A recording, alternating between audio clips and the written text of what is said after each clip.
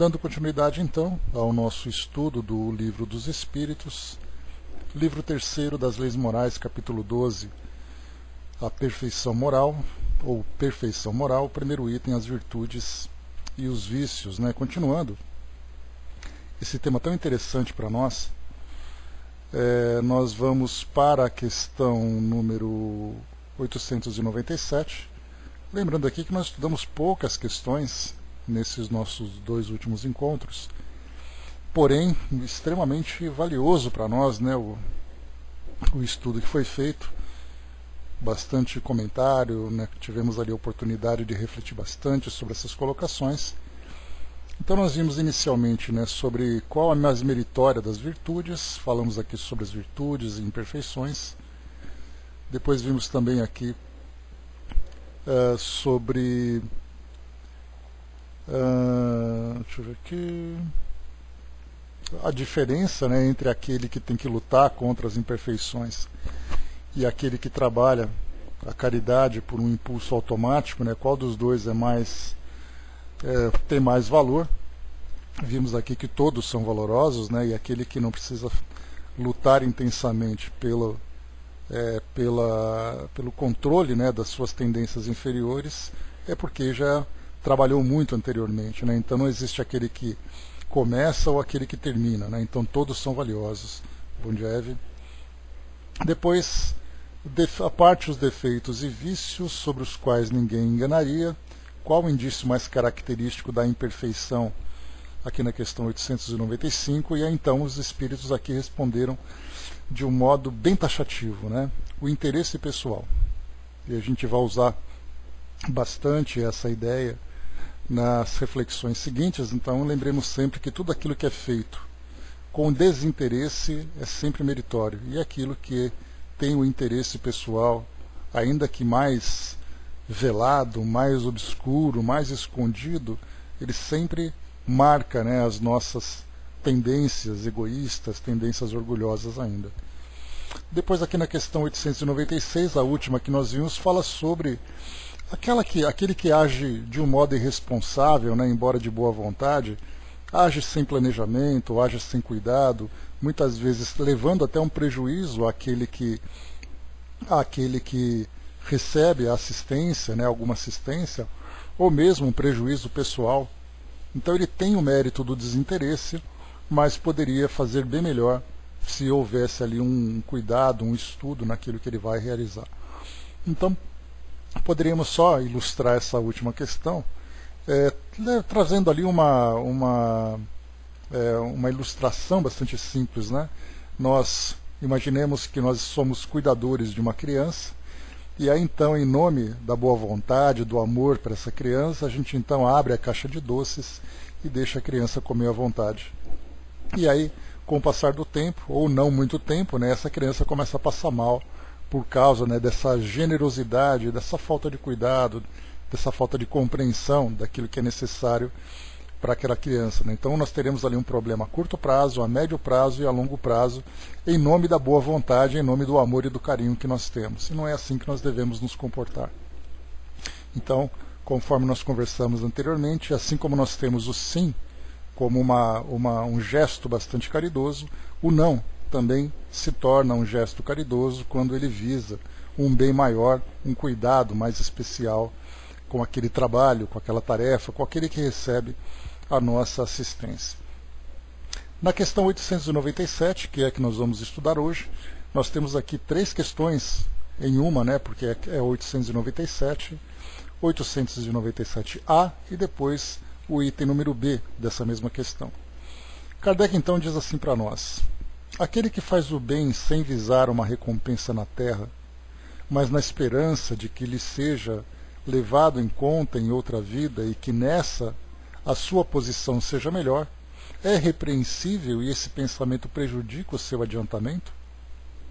Essa é uma pergunta extremamente pertinente, extremamente valiosa, que Kardec coloca para nós, porque para nós, espíritas, e também para outros irmãos de outras filosofias, de outras escolas, existe essa ideia de que nós devemos fazer o bem porque nós alcançaremos o reino dos céus.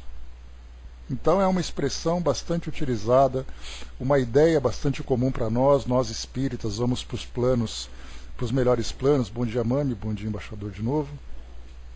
Nós vamos para os melhores planos porque nós estamos trabalhando a nossa generosidade, a nossa caridade, fazendo a reforma íntima através de um trabalho prático e tudo mais. Então nós fazemos o trabalho hoje visando o bem melhor.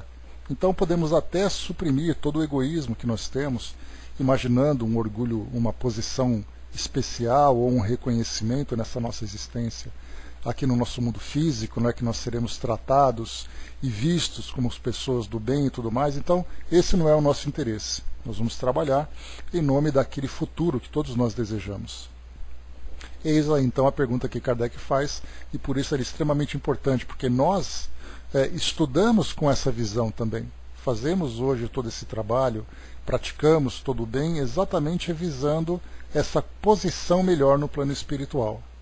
Então Kardec faz essa pergunta: é repreensível esse tipo de pensamento? É necessário fazer o bem por caridade, ou seja, com desinteresse. Então essa resposta ficou bastante taxativa e aparentemente bastante clara, e eu digo aparentemente porque Kardec não se conformou com essa resposta. Ele colocou o seguinte: mas cada um tem o desejo muito natural de progredir para sair da situação penosa dessa vida. Os espíritos nos ensinam a praticar o bem com esse fim. Será, pois, um mal pensar que pela prática do bem se pode esperar uma situação melhor? Os espíritos respondem: não, por certo. Mas aquele que faz o bem sem segunda intenção, pelo prazer único de ser agradável a Deus e ao seu próximo sofredor, já se encontra num grau de adiantamento que lhe permitirá chegar mais rapidamente à felicidade do que seu irmão, que, mais positivo, faz o bem por cálculo e não por impulso natural do coração. Então a gente lembra aqui que esse irmão mais positivo, essa positividade significa exatamente ali o cálculo, Você tem uma ação esperando uma reação. Então a ideia do positivismo é uma ideia muito prática. Então nós somos práticos. Se você quer conquistar o reino dos céus, faça o bem.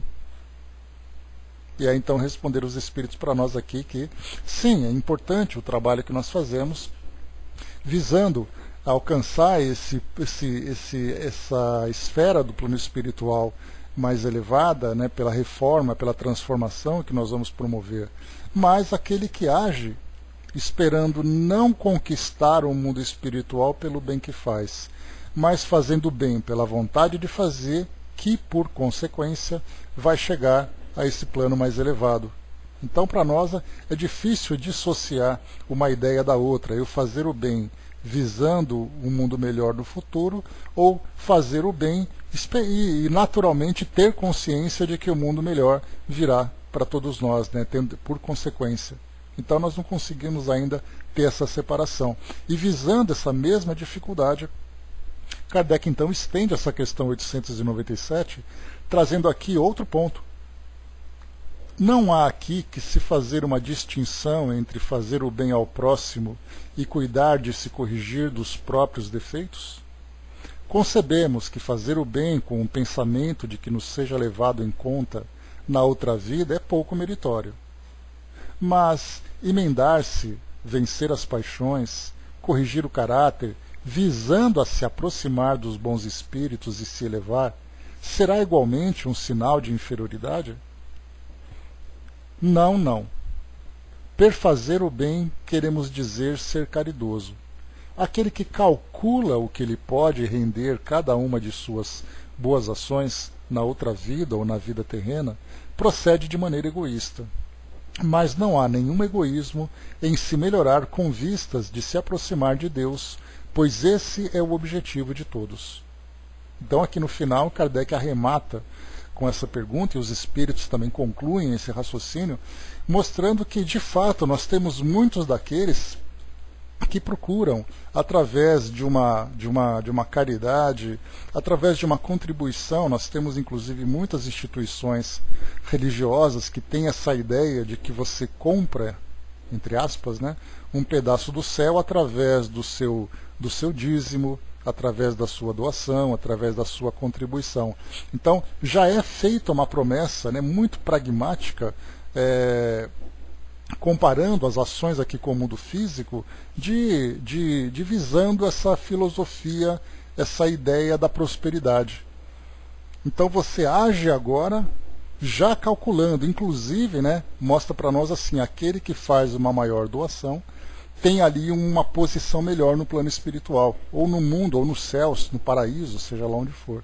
Então até mesmo as instituições, equivocadamente, né, através dos seus representantes, sejam eles sacerdotes, sejam eles participantes das instituições, como palestrantes, no caso do Espiritismo, por exemplo, essa ideia de difundir que quanto maior a contribuição, melhor é a posição no plano espiritual. E aí nós lembramos, naturalmente, aquela parábola, né, do óbolo da viúva, que mostra para nós que se você faz o mínimo na visão geral, mas que representa o máximo que você pode fazer, mesmo sendo muito pequeno, é muito mais meritório do que você fazer muito com aquilo que sobra.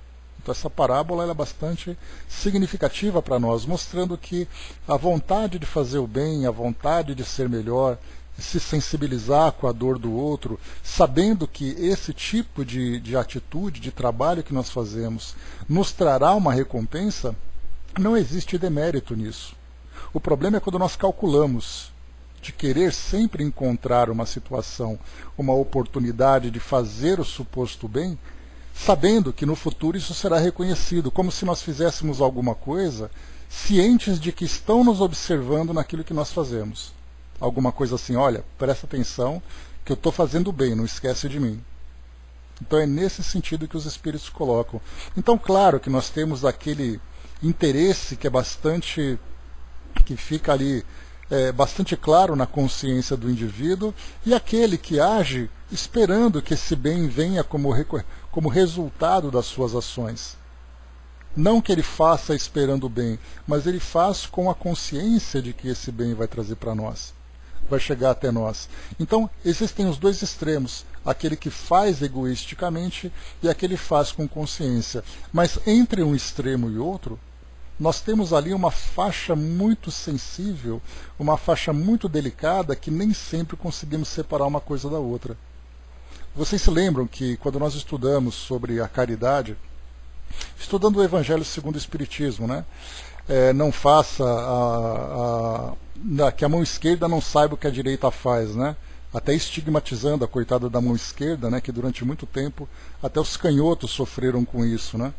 Então não saiba uma mão o que a outra fez, fica mais fácil da gente tratar disso. Quando nós estudamos então esse capítulo, falando sobre os vários tipos de caridade, nós lembramos que uma das ideias que são passadas para nós é exatamente a caridade visando a autopromoção, por exemplo. A caridade visando o alívio da culpa, o alívio da consciência, a caridade vinda como resultado de uma obrigação. E existe aquela caridade pura desinteressada. E essa caridade pura desinteressada, ela vai surgir exatamente quando nós conseguirmos, né, superar todas as inclinações negativas que nós temos. Vemos, por exemplo, o caso do egoísmo, da intolerância, da impaciência, do preconceito. São vários vícios, várias imperfeições que nós trazemos, que muitas vezes nós engolimos isso tudo em nome de uma caridade interesseira, ou de uma caridade interessada, né? Agora, a verdadeira caridade é quando todas essas imperfeições elas acabam sendo suprimidas dentro de nós com a vontade de transformar, não com o interesse de fazer pelo fazer, né? Esse ambiente político, né, soldado, ele é algo bastante complicado, porque nós vemos assim que é um meio bastante vicioso nos tempos atuais que nós vivemos, né? Então, sendo vicioso, as pessoas fazem esse trabalho sabendo que para você estender os seus projetos, estender o seu trabalho, você precisa buscar o reconhecimento. Então é como se fosse um círculo vicioso. Para você fazer o trabalho, você precisa de reconhecimento e de apoio. Para que você faça tudo isso, você tem que mostrar o serviço. Então, estar nesse meio, não condenando quem participa desse meio, porque é muito fácil nós falarmos de fora, mas quem participa desse meio vive uma situação extremamente delicada. E feliz daquele que tem valores bem desenvolvidos, né, que consegue pôr em prática, mesmo diante de tantos desvios morais que acabam sendo encontrados nessa situação. É algo extremamente difícil de trabalhar, né? O Flávio colocou lá em cima, né, esse foi o estudo de ontem no CELD, né, o óvulo da viúva, né, coincidentemente, né?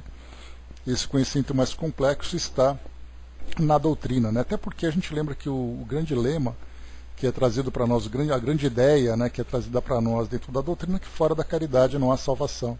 E quando nós estudamos essa ideia de fora da caridade não há salvação, nós entendemos que essa caridade tem que ser pura para que a salvação venha, do contrário, não passa de um interesse pessoal, né? A Jane colocou, né, pode não haver a separação, mas algo diferente se sente, né? Começo. Agregamos a ideia de sermos úteis por caridade, pensamentos de bem-estar, de conforto, de orgulho, não deve tomar lugar na beneficência, né? Pois é, Jane, então é por isso que eu comentei com vocês, né, que existe aquele que procura ocultar o seu interesse verdadeiro, e por isso nós já vimos várias citações dos espíritos a respeito de desencarnados que sofrem no plano espiritual, cobrando depois, né, todo o bem que ele fez, né? Mas eu fui uma pessoa muito boa, porque eu fiz a doação para a minha igreja. Isso coloca a igreja, né, porque esses livros que nós lemos são livros da década de 40, de 50, né, de 1940 a 1950, e lá a presença da Igreja Católica era muito forte na sociedade brasileira. Então esses espíritos trazem para nós a descrição daquela época, mas não é diferente hoje. Muitos espíritas diziam, mas eu ia toda semana no centro espírita lá, fazer ali, né, fazer meu trabalho mediúnico, porque eu era palestrante, né, começa a mostrar ali o recibo, os comprovantes de caridade para receber ali uma posição melhor no plano espiritual. E desde da prática, aqui no mundo material, acabava tendo exatamente essa visão, né? Observem como eu sou generoso, observem como eu sou inteligente, como eu sou caridoso. E já começa a dizer, fazendo o que eu faço, certamente eu estarei numa posição melhor no mundo espiritual. E eis então que vem a grande frustração. A Angelina colocou lá em cima, devemos servir por amor, deve ficar entre Deus e nós, né? E, inclusive Madre Teresa de Calcutá tem aquele pensamento interessante, falando sobre as dificuldades que nós enfrentamos no mundo, né? Quando ele diz para nós assim, né, você vai fazer o bem e vai ser criticado por isso. Faça assim mesmo.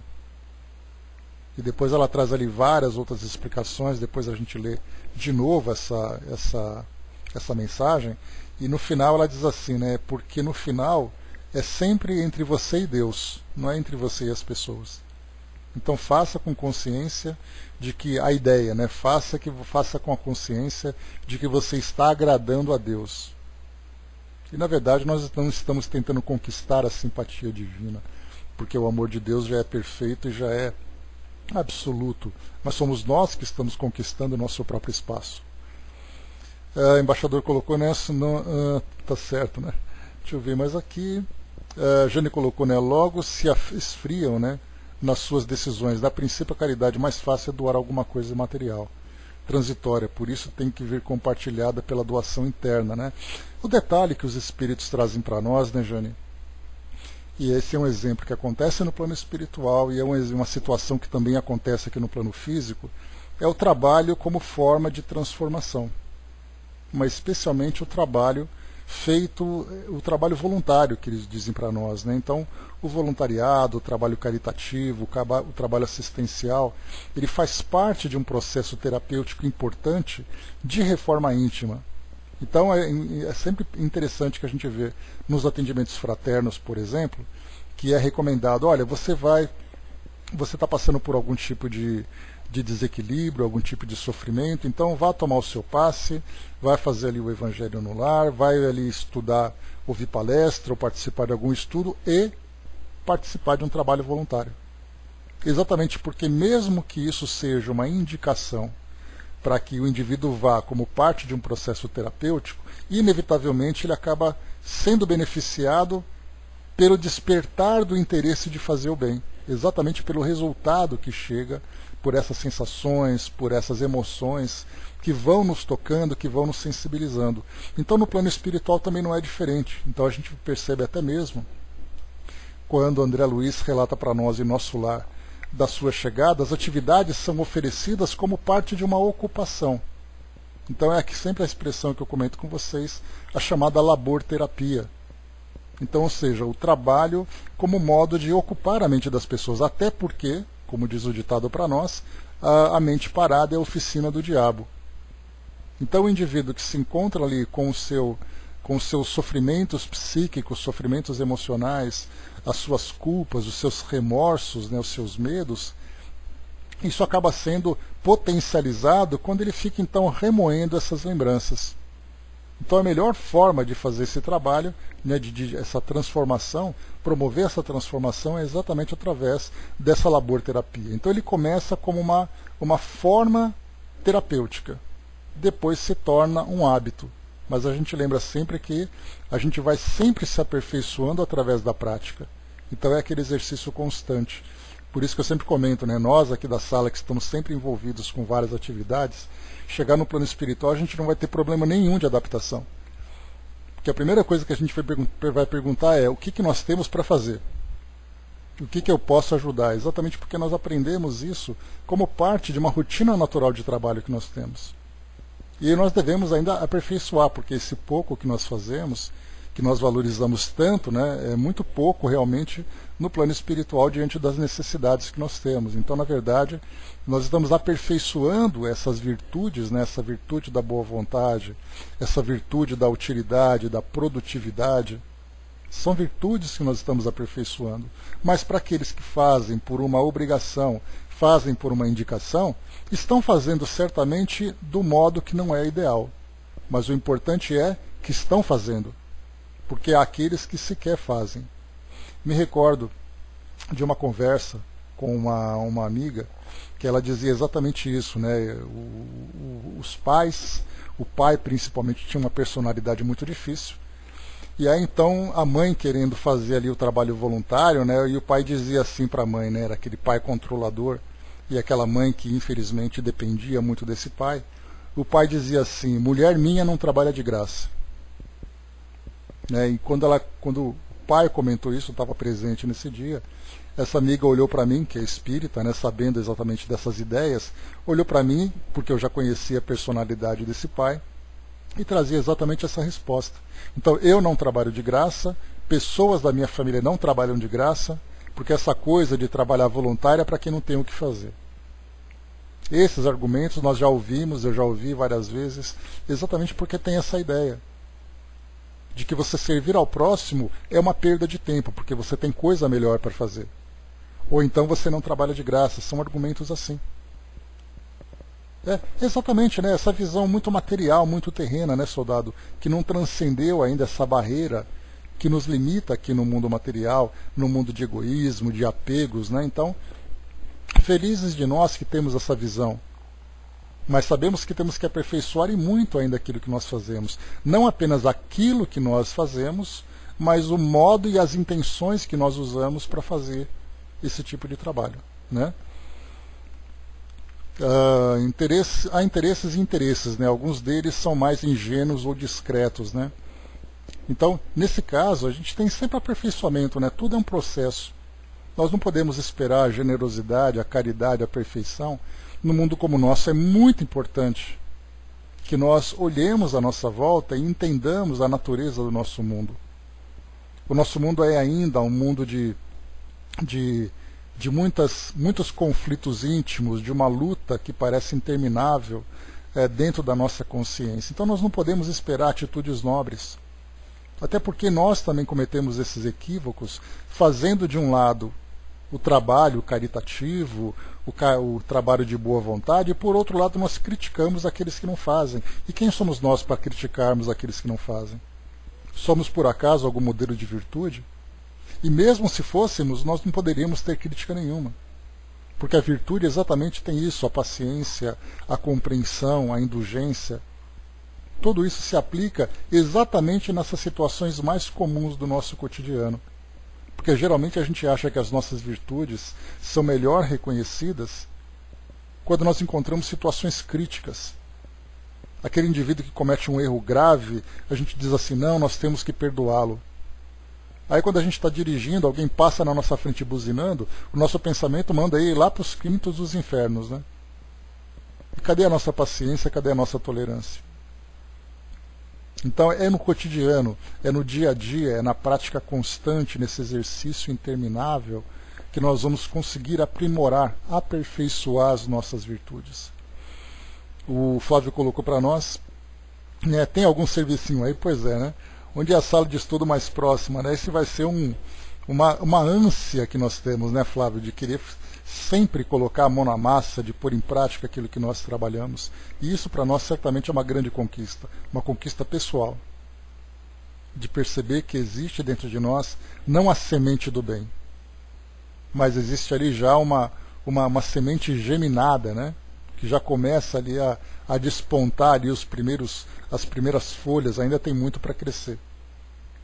A gente até trouxe, né, aquele exemplo da sequoia, né, aquela árvore de mais de 100 metros de altura, que ela começa com uma semente do tamanho de um grãozinho de feijão. Então o nosso grãozinho de feijão já apareceu a primeira folha. Jesus é a árvore frondosa, né? É a maior de todas, fazendo sombra no nosso mundo. Então é um processo e nós estamos fazendo parte desse processo.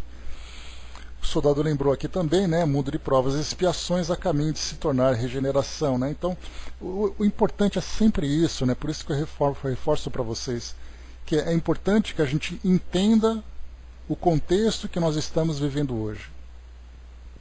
Nesse mundo de provas e expiações significa que são espíritos que trazem ainda muitas imperfeições, trazem virtudes que estão aflorando, mas as imperfeições ainda são mais contundentes, né? São árvores, olha a árvore ali, embaixador, são ainda virtudes que estão naquele início do seu despontamento. E as nossas imperfeições são mais presentes, as nossas imperfeições fazem parte dos nossos hábitos. Isso significa que nós vamos encontrar as guerras, nós vamos encontrar a corrupção, não apenas a corrupção no ambiente empresarial, no ambiente político, mas a corrupção da nossa consciência. Nós vamos encontrar ainda os sofrimentos que nós causamos, nesse caso, né, soldado, tanto doenças como calamidades, isso foge do nosso controle. Mas a gente vê que as nossas atitudes ainda são atitudes que denotam claramente o nosso egoísmo, o nosso orgulho. Então não adianta a gente ficar imaginando assim, nossa, que coisa linda, aquele grupo de voluntários e coisa e tal, mas olha como ele faz aquela coisa, como ele é orgulhoso. Quer dizer, nós não vamos encontrar perfeição aqui no nosso mundo. Nós vamos encontrar modelos de virtudes numa condição melhor do que a nossa, numa condição mais desenvolvida. Mas esse máximo modelo de virtude que nós vemos aqui no nosso mundo hoje, quando chega no plano espiritual, perto dos planos virtuosos, esses modelos de virtudes caem de joelhos, envergonhados por aquilo que deixaram de fazer, não orgulhosos por aquilo que fizeram, sabendo que poderiam fazer mais, sabiam que poderiam fazer melhor, mas não fizeram exatamente porque ainda trazem as suas limitações. Então, no mundo como o nosso, nós vamos encontrar essas imperfeições de um modo muito claro, e felizes de nós que conseguimos mostrar, pelo menos o esforço, para conter as más inclinações, conforme o Espírito Verdade trouxe para nós. Porque esse esforço mostra o começo, mas é o começo, não é o fim. Então, quando nós nos declaramos espíritas, na maioria das vezes, tendo conhecimento do plano espiritual, né, a partir dos estudos que nós fazemos, nós temos a impressão que está tudo resolvido. Que quando chegar no plano espiritual, nós vamos pegar ali a filinha da direita, naquele guichezinho especial, mostrando o nosso passaporte dourado, que está tudo resolvido e que nós somos espíritas. E, na verdade, nós vamos entrar na fila como qualquer outra pessoa, porque o nosso processo de aperfeiçoamento moral é o mesmo deles. A única diferença que a gente tem, a diferença que faz, é o conhecimento que a gente tem do plano espiritual, que muitas vezes, por causa dos dogmas, por causa da educação religiosa que tiveram, eles não alcançaram esse conhecimento. mas que na verdade, né, muitas vezes alguém que pode até ser visto como um ateu faz trabalhos muito mais nobres do que aqueles que estão ligados ou vinculados a alguma instituição religiosa, a alguma instituição filosófica. Então, nós, sendo espíritas, nós não podemos esquecer que não importa se eu sou espírita, se eu sou evangélico, se eu sou católico, umbandista, budista, muçulmano, judeu, shintoísta, não importa. O que importa é que nós estamos no mundo de provas e expiações. E nesse mundo de provas e expiações, o barco é o mesmo. Então eu não serei um passageiro melhor ou pior do que aquele que se encontra comigo. Nós estamos no mesmo barco. E isso é importante a gente ter essa consciência. Então nós vamos encontrar ainda muitas dificuldades de superação. A Jane lembrou ali do Evangelho, né, o dever, importante esse texto, né, para nós sempre refletirmos naquilo que nós estamos fazendo a partir das nossas capacidades, a partir das nossas potencialidades. O soldado lembrou, né, principalmente por termos um conhecimento, termos mais responsabilidade. Mas mesmo assim, soldado, é sempre importante frisar isso. O conhecimento que nós temos é um conhecimento teórico. Isso é importante, tudo bem. Mas não se pode exigir de nós uma virtude que nós ainda não desenvolvemos. Eu sei, por exemplo, o significado da caridade, mas eu não consigo ainda viver a caridade. Então, muitas vezes, nós até atribuímos a nós mesmos um peso de responsabilidade muito grande. Então, a quem muito foi dado, muito será cobrado. E nós utilizamos essa frase com toda facilidade, né? Parece banana nanica na feira, né? Todo mundo fala, todo mundo tem, todo mundo ouve. Mas o que significa exatamente isso? A quem muito foi dado, muito será cobrado. O que exatamente nos foi dado para sermos cobrados com tanta intensidade, com tanta... me fugiu a palavra, mas... com tanta rigidez, digamos assim. Não com tanta rigidez, né? Dizer assim, nossa, mas você é um espírita, você não leu no Evangelho que você tem que ser caridoso, como se ler alguma coisa fosse o suficiente para transformar. Então, ler alguma coisa nos dá um pouco de entendimento sobre aquilo tudo, mas depois vem o trabalho de transformação íntima que nem todo mundo tem condições de fazer de uma hora para outra. Imaginar que o fato de nós sermos espíritas e chegar no mundo espiritual nós seremos cobrados com essa rigidez, com esse rigor, que nós vamos ali depois, todo mundo ir para o manicômio de espíritas, né, porque todo mundo acaba enlouquecendo por causa dessas cobranças, nós seremos tratados como qualquer aprendiz de outra filosofia. A diferença é que nós temos um entendimento melhor e temos essa oportunidade de fazer um pouco mais se nós estivermos fortalecidos para isso. Por isso, então, essa responsabilidade, muitas vezes é uma responsabilidade que nós nos impomos. Tanto é assim, imaginemos a seguinte situação, nós desencarnamos, chegamos no plano espiritual com a consciência pesada, dizendo assim, mas eu era espírita, e eu tinha tanta coisa para fazer e eu não fiz. O que os nossos mentores vão dizer para nós? Vou dar um tapinha nas costas e falar, calma, meu filho, respeita o seu tempo. O fato de você ser espírita não quer dizer que você foi perfeito. Porque o espírito verdade, ele vai dizer para nós, disse que o verdadeiro espírito é aquele que se esforça. Não é aquele que alcançou ainda. Porque aquele que alcançou já tem uma filosofia, como lembra ali da religião dos espíritos, né? A religião dele vai ser a religião do amor. Ele não vai precisar de livro, ele não vai precisar de regras. Então a quem muito foi dado, muito será cobrado. Calma para a gente não se cobrar demais. Porque nós estamos aprendendo agora, a nossa consciência está despertando agora. Como eu sempre lembro para vocês, para muitos de nós, essa é a primeira vez que a gente tem contato com uma doutrina espírita. Com uma doutrina que traz para nós esse esclarecimento todo. Então não podemos ser cobrados como se nós fôssemos veteranos. Uma criança que acabou de entrar na escola não pode ser cobrada por um diploma superior que ela não alcançou ainda. Ela acabou de aprender a escrever. Então o que pode ser cobrado dela é a letra bonita, é uma boa leitura, que ela já saiba fazer as contas básicas de aritmética, isso sim, porque isso está ao alcance dela. Agora, cobrar matérias, cobrar um conhecimento que ela não alcançou ainda, nós somos assim. Nós somos estudantes, estudantes dedicados, estudantes que temos ali a oportunidade, né, de ampliar o nosso conhecimento cada vez mais, mas não significa que esse conhecimento se transforme em virtude de uma hora para outra. Conhecer a virtude é uma coisa, ser virtuoso é outra.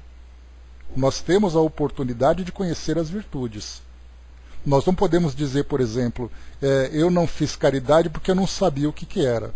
Tudo bem, por isso eu posso ser cobrado, porque eu estudei. Agora, exigir de mim virtudes que me coloquem numa posição de um grande caridoso, virtudes que eu ainda não tenho, como é possível isso? Por isso, então, cada coisa no seu tempo. Então, nós temos que nos esforçar. Aí já é uma questão pessoal. Qual é exatamente a intensidade do esforço que eu estou empreendendo para poder alcançar uma condição melhor perante mim mesmo? Porque o único parâmetro que eu tenho para ser melhor ou ser pior sou eu.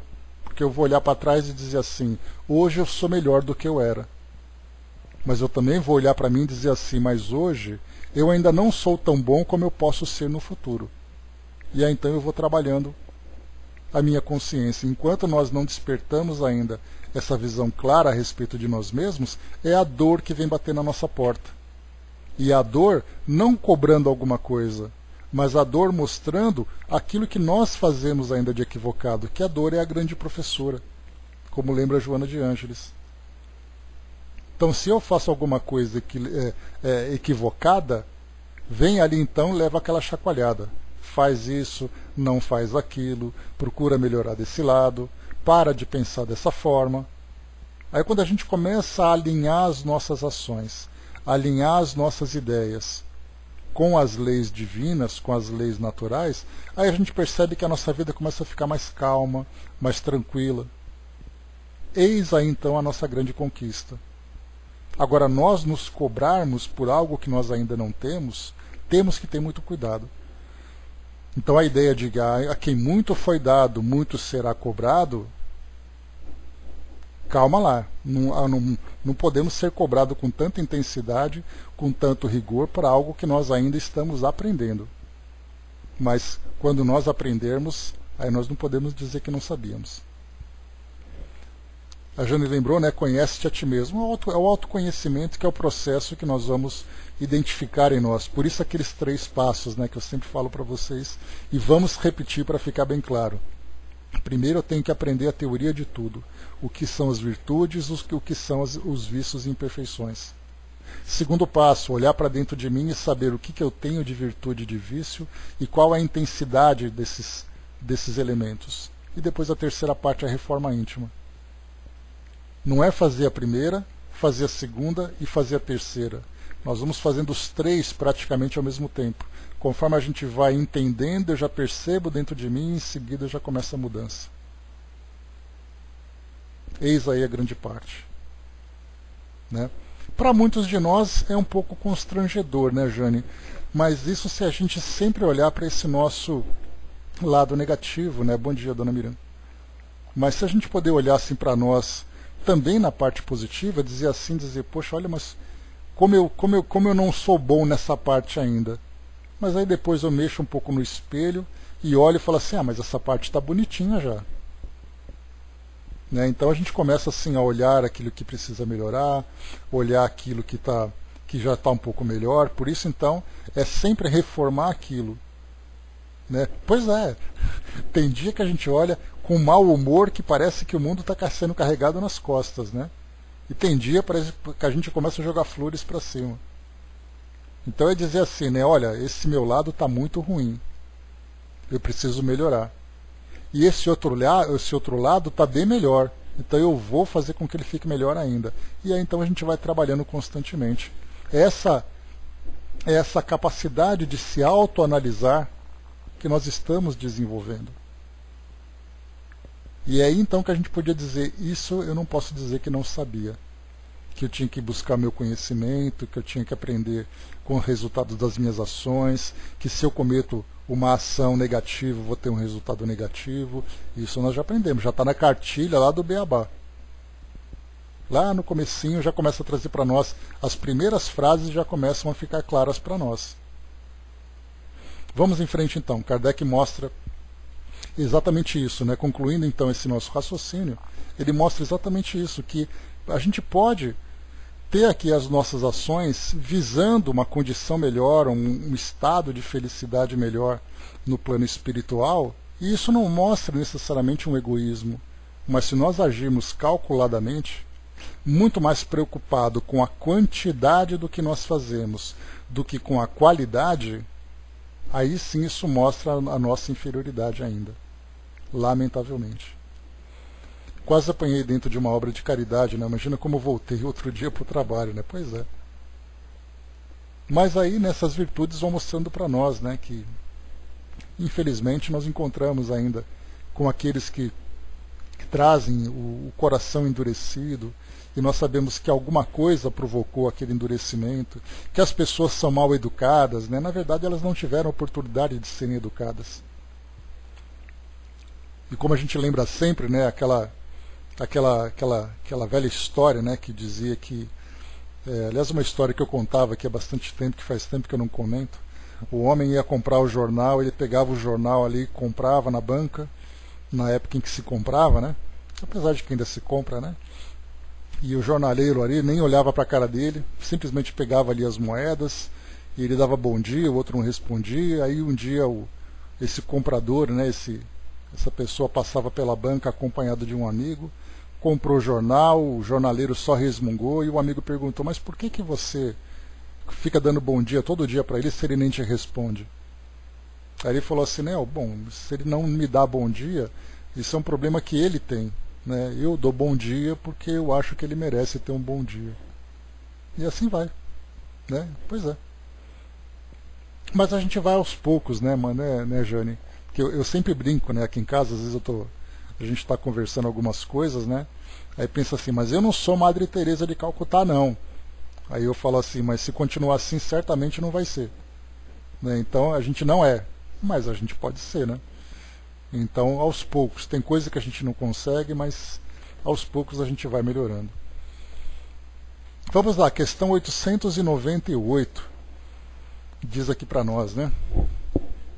Desde que a vida corpórea é apenas uma efêmera passagem por este mundo, e que o nosso futuro deve ser a nossa principal preocupação, é útil forçar-nos por adquirir conhecimentos científicos que se referem somente às coisas e necessidades materiais?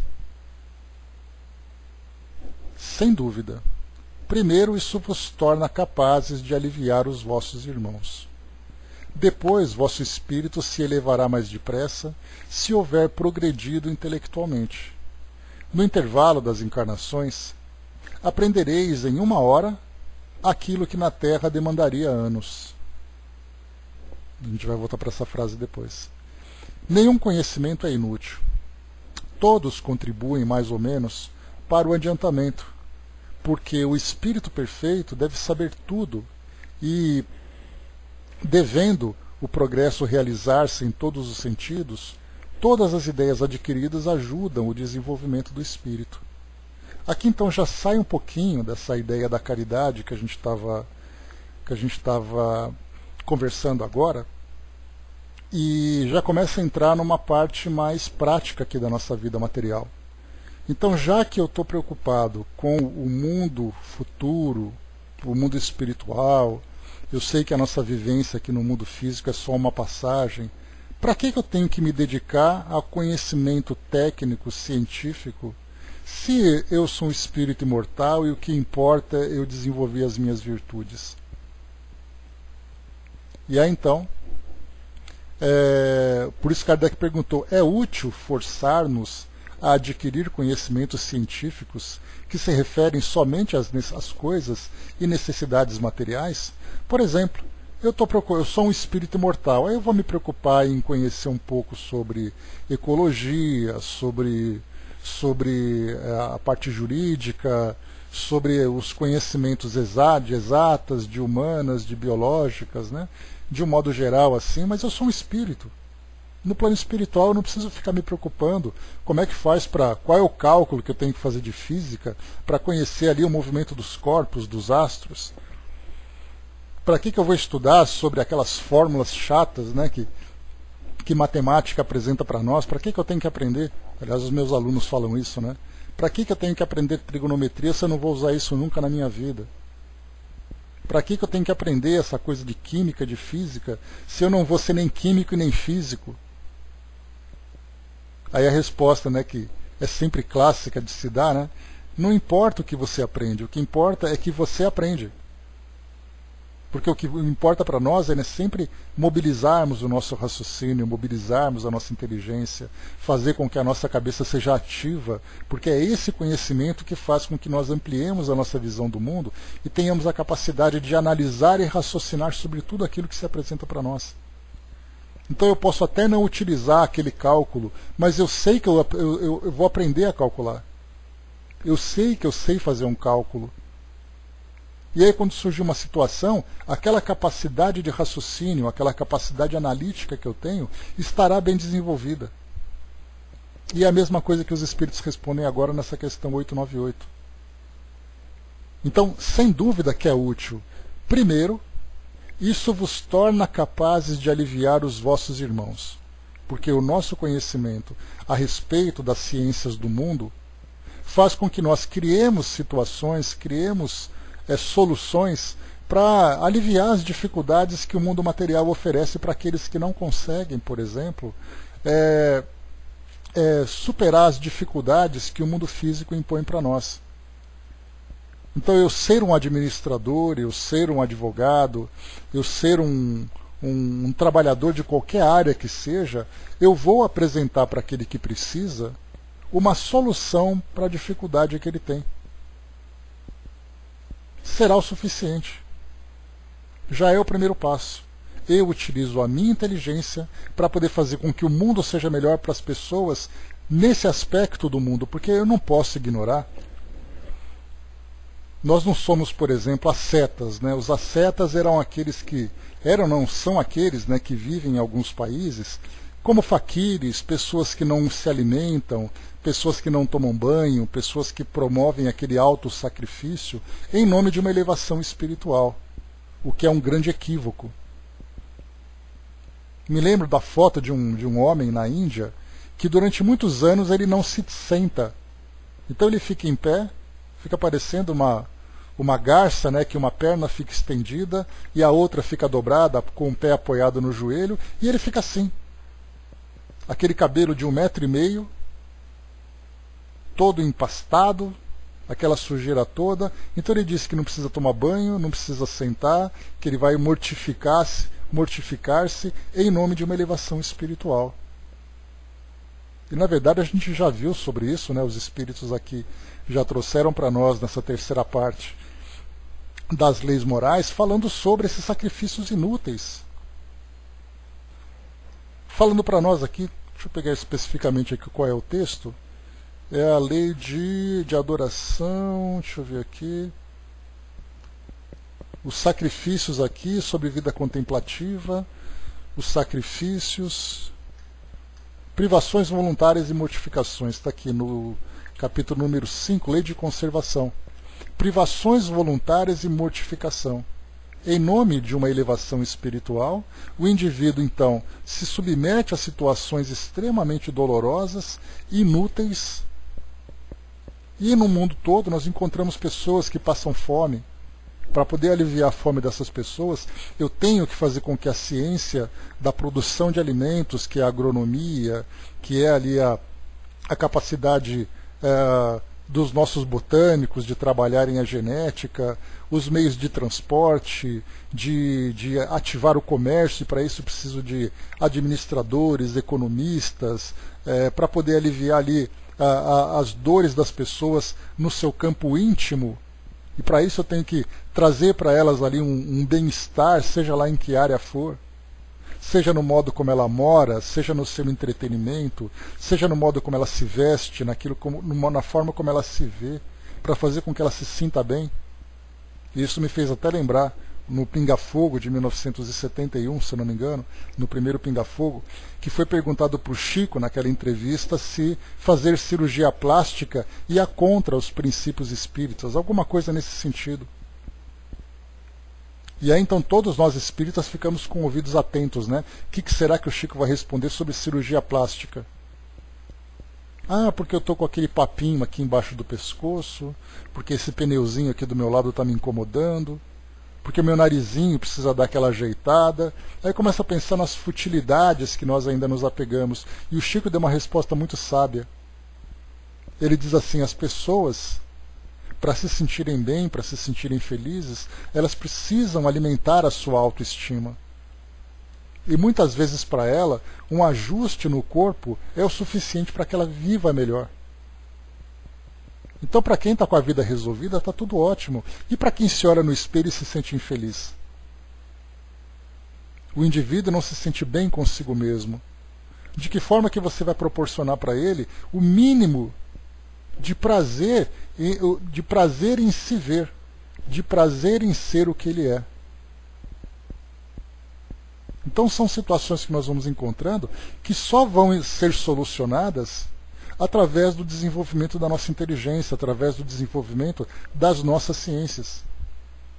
Eis aí o ponto mais importante. O Flávio lembrou aqui, né? E tem a questão do ser e do ter.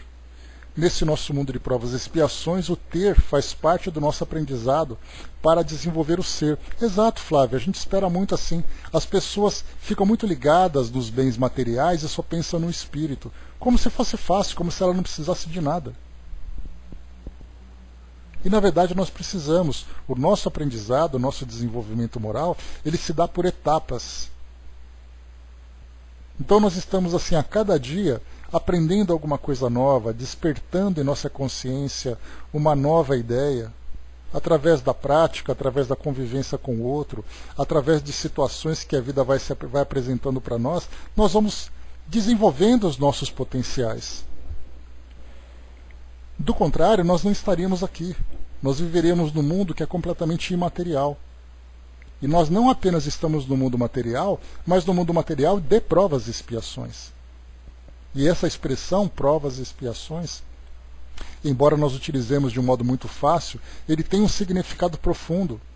Nós temos limitações na nossa personalidade e no nosso caráter, que somente as provas vão fazer com que nós as superemos.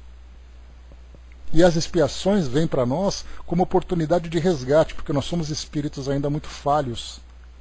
E, portanto, nós erramos, criamos situações dolorosas, e as expiações vêm como oportunidade de novos aprendizados. Essa é a nossa realidade. Não imaginemos que somos diferentes disso. E às vezes nós encontramos algumas expressões que são colocadas assim: esse mundo está perdido, não vejo a hora de ir embora daqui. E aí, conhecendo a pessoa como nós muitas vezes conhecemos, a gente olha para ela e pensa assim, para onde ela acha que ela vai? Onde ela espera ir? Num mundo melhor do que esse, sendo do jeito que ela é? Na verdade, ela pode até não gostar do mundo que ela vive, mas não quer dizer que ela vai sair daqui. Porque para sair daqui você tem que ser muito melhor do que as pessoas que estão nesse mundo. Eis então o grande problema. A Jane colocou, né, ainda não entendo o que é estar com a vida resolvida, né? O esquema de Deus não foi feito para transformações imediatas.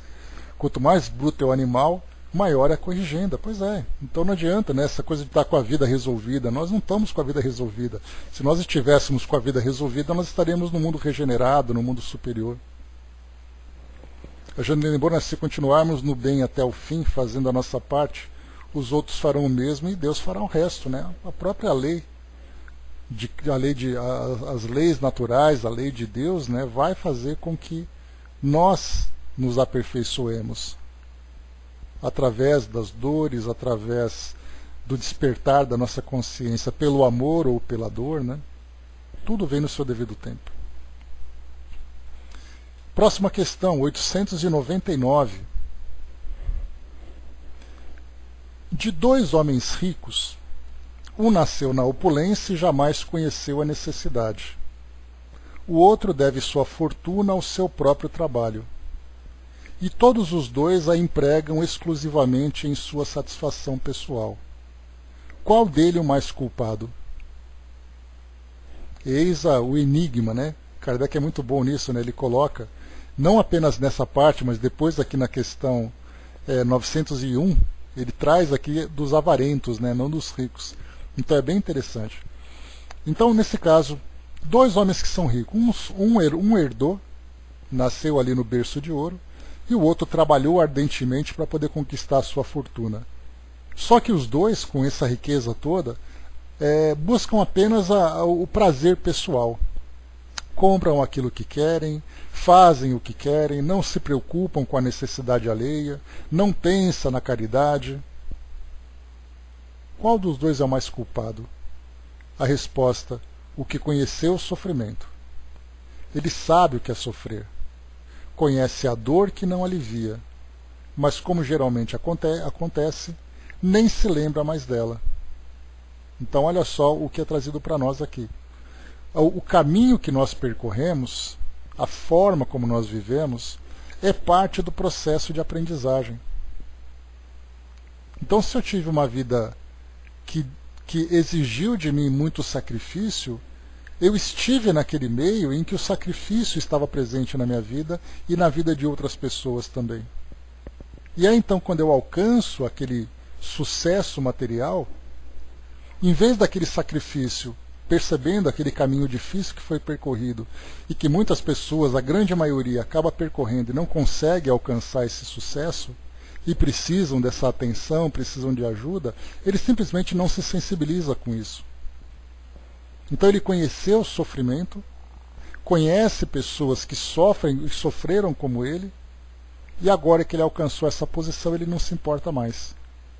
Já aquele que não conheceu a necessidade porque nasceu nessa proteção material, nessa estabilidade material, certamente como espírito ele traz uma bagagem intelectual, uma bagagem espiritual, desculpem, que traz para ele, se não a lembrança, traz a essência, traz as impressões daquilo que a vida material traz para todos nós, né? Muitas vezes ele viveu com dificuldades no passado, ele pediu uma prova atual, mas tudo bem. Muitas vezes essa imagem não está clara na mente dele. Então ele vive a vida que ele aprendeu a viver. É aquela vida de conforto, é aquela vida de estabilidade, vivendo no círculo social do qual ele pertence. Ele olha com uma certa distância para aquelas pessoas que passam necessidade porque ele nunca passou. Então, de certa forma, isso traz um atenuante, mas não o isenta da responsabilidade de ser portador dessa riqueza e não aplicá-la para aliviar o sofrimento do outro. Mas atenua, porque ele não aprendeu isso na prática. Agora, aquele que aprendeu, sim, traz a grande responsabilidade. Né? Jane lembrou aqui, né? Solidariedade leva a ascensão. Então são dois termos ali extremamente importantes. Então o indivíduo que alcança essa posição, pelo trabalho árduo que teve, ele trabalhou e trabalhou ao lado de muitas pessoas que também se esforçaram tanto quanto ele. Mas nem sempre tiveram o mesmo sucesso. E há aqueles que alcançam então e se separam daqueles que precisavam de ajuda. Avançando aqui então, isso aqui são problemas, né? Situações-problema que Kardec apresenta para os espíritos. Né? Vamos para o próximo aqui então. 900. Aquele que acumula sem cessar e sem beneficiar a ninguém, terá uma desculpa válida ao dizer que ajunta para deixar aos herdeiros? Resposta: é um compromisso de má consciência. Ou seja, a gente lembra aqui que é o egoísmo, porque o egoísmo ele não é apenas individual. Ele é o egoísmo também coletivo. Nós temos o indivíduo que pensa na própria família, assim como nós temos indivíduos que pensam numa nação inteira. Não tivemos e temos exemplos o tempo todo que mostram exatamente isso, uma nação que se preocupa muito mais com seus interesses sociais, econômicos, bélicos, do que outras nações. Não temos nações que se preocupam com o seu território em detrimento da necessidade do outro. Não temos Cidades que se preocupam muito mais, me recordo, há pouco tempo nós tivemos isso, coisa de 2 anos, 3 anos, quando nós tivemos aqui na região sudeste do Brasil, né, uma escassez de chuva muito grande. Os nossos reservatórios chegaram ali a níveis críticos, aqui em São Paulo em especial. Lembrando que nós temos uma cidade com aproximadamente 11 milhões de pessoas, só a cidade de São Paulo. O estado de São Paulo com mais de 20 milhões de pessoas e os nossos reservatórios secando. E aí então vinha aquela ideia de nós fazermos ali transposição de águas e coisa e tal, e aí surgiu um conflito com o Rio de Janeiro, meus amigos cariocas. No Vale do Paraíba, Rio Paraíba, que vai em direção ao Rio de Janeiro, levando a bendita água para vocês beberem, e o nosso governo então falou assim, olha, sinto muito, mas a gente vai ter que tirar um pouco de água do rio, porque ele está aqui no estado de São Paulo, para poder abastecer nossos territórios, nossos reservatórios. E aí então os cariocas começaram a reclamar, como assim? Essa água que está vindo do rio de vocês alimenta nós aqui. E a gente pensou assim, sinto muito, mas se ele nasce aqui, nós podemos tirar. E aí ficou aquele conflito de quem é a água.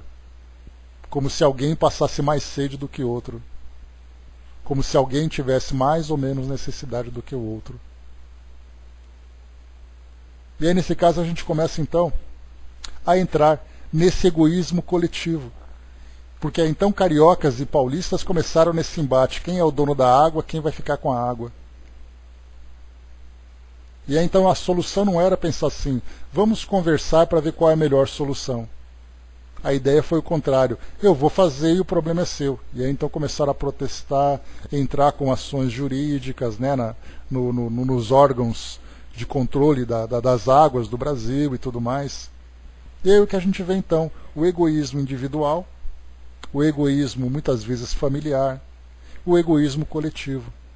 Nesse caso, nesse exemplo da questão 900, a gente tem aqui algo mais relacionado a esse egoísmo familiar, porque o indivíduo ele acumula o dinheiro para deixar para os seus herdeiros. Então eu estou pensando na minha esposa, estou pensando nos meus filhos, nos meus netos e tudo mais, e do lado tem gente passando fome. E eu estou simplesmente acumulando. E muitas vezes uma fortuna considerável, que mesmo que tivesse ali 5, 6 gerações, 7 gerações gastando consideravelmente, vai com Deus, Andréia, bom dia, não vai gastar essa fortuna toda. Então é um compromisso de má consciência, porque existe uma diferença entre você ser previdente e ser egoísta, que também é uma diferença bastante sutil, que nós, nessa condição em que nós nos encontramos hoje, nós não temos facilidade para diferenciar uma coisa da outra.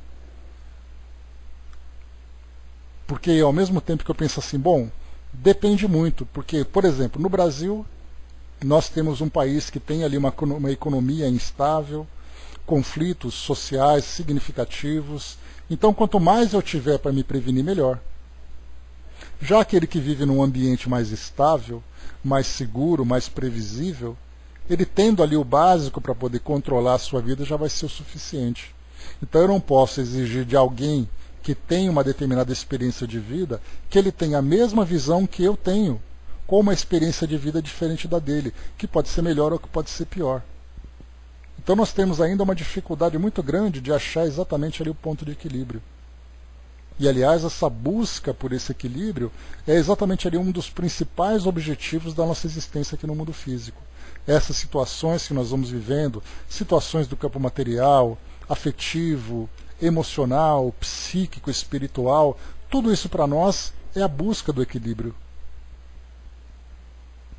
Então, eis aí o grande desafio que nós temos. E aqui o último, para a gente poder... Deixa eu ver aqui se é o último mesmo. Isso é o último. O último item, então, questão 901. Kardec apresenta aqui mais uma situação-problema para que os espíritos, então, tragam para nós aqui uma resposta. Então, primeiro nós vimos 2 ricos, os dois vivendo ali, né, aquele apego material, mas cada um vindo de uma origem diferente. O segundo, aquele que acumula riqueza pensando na família, se ele age certo ou se ele age errado. E aqui agora 901 diz assim para nós: de 2 avarentos, o primeiro se priva do necessário e morre de necessidades sobre o seu tesouro. O segundo é avaro, ou avaro, né? O segundo é avaro só para os demais e pródigo para consigo mesmo. Enquanto recua diante do mais ligeiro sacrifício para prestar um serviço ou fazer uma coisa útil, nada lhe parece muitos para satisfazer aos seus gostos e às suas paixões. Peçam-lhe um favor, e estará entre a má vontade, Ocorra-lhe, porém, uma fantasia, e estará sempre pronto para satisfazê-la. Qual deles é o mais culpável e qual terá o pior lugar no mundo dos espíritos? Então, ficou claro aqui para nós, né? 2 avarentos, e pior que isso acontece, né? Esse é inclusive uma... Assim como nós temos aquele desequilíbrio psíquico do acumulador, que acumula coisas, nós temos aquele que acumula dinheiro. E a preocupação dele é acumular tanto que muitas vezes ele pode até desencarnar por falta de cuidados para não gastar o seu dinheiro. Ele não quer saber de gastar dinheiro com médico, porque ele tem que guardar seu dinheiro. Ele não quer gastar dinheiro com comida, porque ele quer comer só o necessário. Ele não gasta dinheiro para melhorar o seu ambiente onde ele vive, porque ele acha que isso é um desperdício de dinheiro. Então ele vai acumulando desesperadamente. A ponto, inclusive, como foi colocado por Kardec, morre de necessidades sobre o seu tesouro. É claro que a gente lembra sempre, né, que essa avareza, ela não é algo que nasceu de uma hora para outra. Cada comportamento nosso, cada situação que nós vivemos, teve uma origem. Então, muitas vezes no passado, foi um indivíduo que esteve envolvido com riquezas, que ele foi roubado, ou que ele roubou, que ele escondeu um tesouro, que ele deu um golpe, qualquer coisa assim. Então ele traz muitas vezes no seu psiquismo essa ideia de que ele precisa proteger aquilo tudo. Então, muito bem. E o segundo, ele tem ali, né, ele é avaro também, ele tem o dinheiro ali guardado dele, mas quando ele quer ali satisfazer algum capricho, ele pega o dinheiro e faz. Mas os dois, sendo avarentos, né, pegando aqui só para a gente ver aqui a definição exata da avareza, quer ver? Que é uma imperfeição moral das mais graves, né? Avareza ou solvinice é a dificuldade e o medo de perder algo que possui, como bens materiais e recursos. Uma pessoa avarenta é popularmente chamada de pão duro, mão de vaca, unha de fome ou muquirana. É um dos 7 pecados capitais, conforme o catolicismo, representando o medo de perder algo que possui. Peguei aqui na nossa clássica Wikipédia, né? Ou então, no dicionário, qualidade ou característica de quem é avarento, de quem tem apego excessivo ao dinheiro, às riquezas.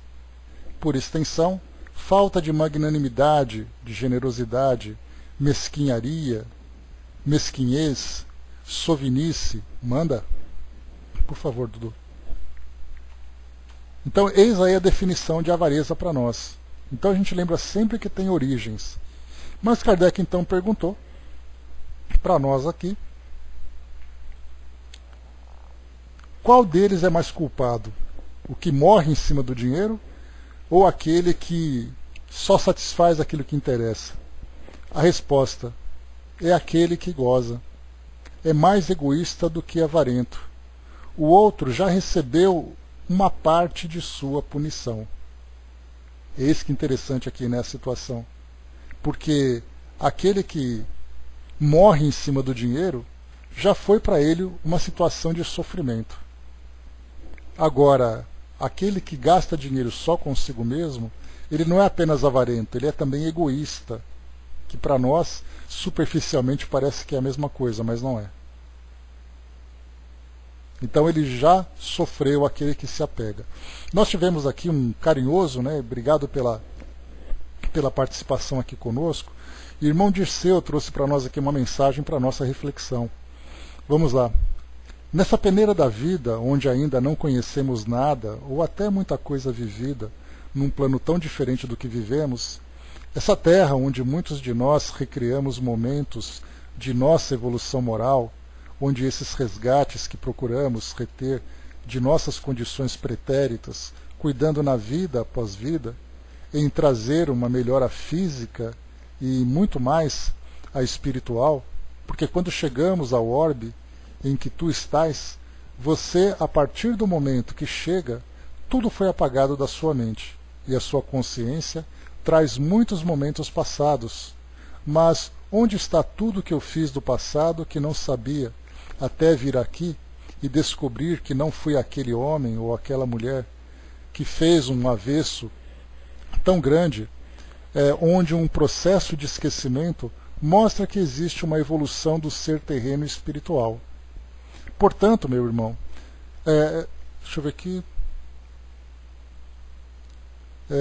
hajamos junto conosco mesmo, né, estejamos junto conosco mesmo, trazendo sempre a superioridade da boa nova, mostrando que venho a esse orbe para uma melhora não substancial, mas uma evolução crescente, superior, para transformar-nos na essência humana o que temos de melhor, que é saber mostrar que o outro sou eu e eu sou o outro, que temos e devemos mostrar a nossa condição como seres da divindade, que temos a certeza de que um dia tudo vai ser limpo, claro, sereno e divino.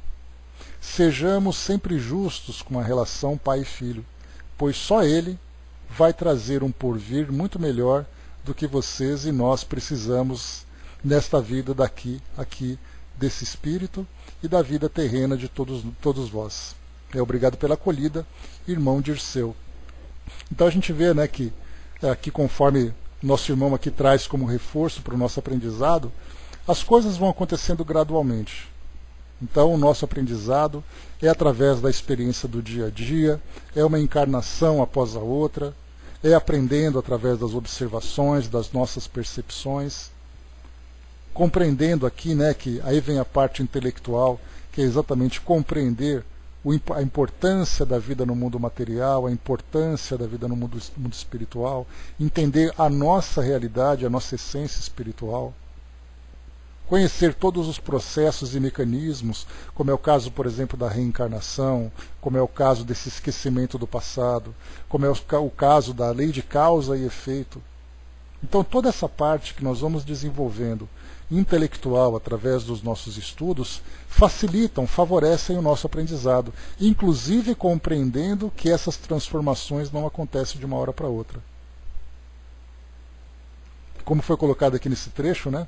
Saber, mostrando que venho a esse orbe para uma melhora não substancial, mas uma evolução crescente, superior, para transformarmos na essência humana o que temos de melhor.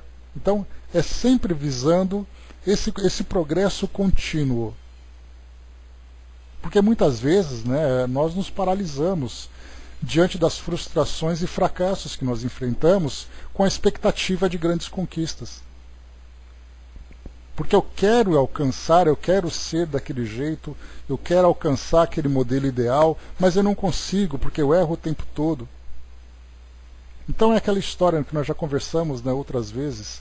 Muitas vezes nós imaginamos um progresso quilométrico. Cada momento para nós é um passo significativo que vale 1 quilômetro. Só que para muitos de nós 1 quilômetro é muito. Então a gente dá passos visando metros. Só que para outros o metro é muito grande. Vamos por centímetros. Ou por milímetros, para aqueles que encontram grandes dificuldades.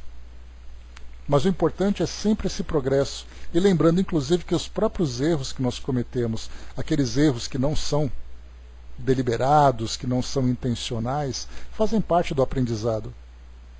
E lidarmos depois com esse erro, transformando aqui, né, fortalecendo a nossa consciência, a nossa personalidade, entendendo exatamente as nossas limitações e trabalhando esse sentimento de auto-perdão, de saber que nós erramos, que não tivemos a intenção, que agora nós trabalhamos para reparar, para consertar. Tudo isso é parte de aprendizado. E aí então nós vamos encontrar no mundo todas essas diferenças, né? Aqueles que avançam com mais rapidez, aqueles que avançam com menos rapidez. E aí foi aquilo que nós vimos nesse próprio texto que nós estamos estudando, aqui do Livro dos Espíritos, que fala, né, aqueles que fazem a caridade com toda facilidade, sem nenhum tipo de obstáculo. E aquele que faz a caridade com sofrimento, com esforço enorme. Qual dos dois é mais meritório? E aí os Espíritos disseram que os dois, porque aquele que faz com mais facilidade, ele também passou pela fase difícil dele. E aquele que está passando agora pela dificuldade, no futuro também vai ter facilidade. Então cada um tem o seu tempo. Se alguém avança com mais rapidez, é porque ele já passou pela fase mais difícil. E aqueles que avançam com dificuldade, muitas vezes é porque estão dando os primeiros passos. E aí então cada um de nós vai encontrar ali qual é o seu meio termo, qual exatamente ali a sua condição e as suas capacidades. Eis aí então o aprendizado para nós aqui desse estudo. Meus amigos, encerrando por aqui o nosso trabalho de hoje. Nós vamos aqui finalizando na questão número 901.